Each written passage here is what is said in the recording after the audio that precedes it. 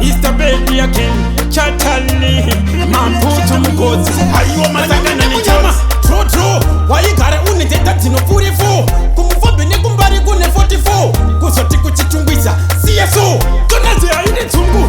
Masotoka kuno kumaka marembe time. Ayiwa jide tungwish. Unotoka kuno kumaka marembe time. Ayiwa jide tungu. Masotoka kuno kumaka marembe time. Tunaze ayine tungu. Unotoka kuno kumaka marembe time. You reckon? Why you toti ukatiwa? Why you tokati magofo? Ona nasi kuti iwanti wedofo. Diribo 1, diribo 2. Kaunu keje parati, kaunu keje dofo. Na iwe waiti, panyama ya ugunda vunda umboriti. Jowa keni, umbori weti. Ende wakagofana na nechimeti. Jowa keni, masotoka kuno kumaka marembe time. Haiwa jende tungwish. Unotoka kuno kumaka marembe time. Haiwa jende tungu. Masotoka kuno kumaka marembe time. Jonazi ayine tungu. Unotoka kuno kumaka marembe time. You reckon?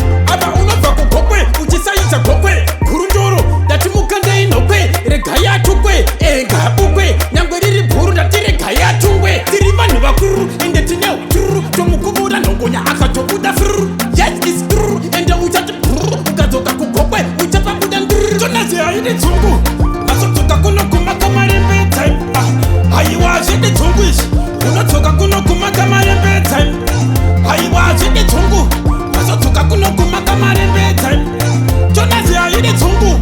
Unotoka kuno kumaka marembe time. You reckon? Nokukakura kuko ukaruta masese. Nozuduruka imesi apanga famese. Uri tete iwa usati sete. Uchingote zindundu kungya hubukumbu. Na wa channel Pate we pate. Wachindo mputita zidumbi. Pate we pate. Wachindo mputita zidumbi. Ayine tungu. Masotoka kuno kumaka marembe time. Ayiwa jende tungwish. Unotoka kuno kumaka marembe time. Ayiwa jende tungu. Masotoka kuno kumaka marembe time. Jonazi ayine tungu. Unotoka kuno kumaka marembe time. Na wa channel Pate we pate. Wachindo mputita zidumbi. Pate we pate. Wachindo mputita zidumbi.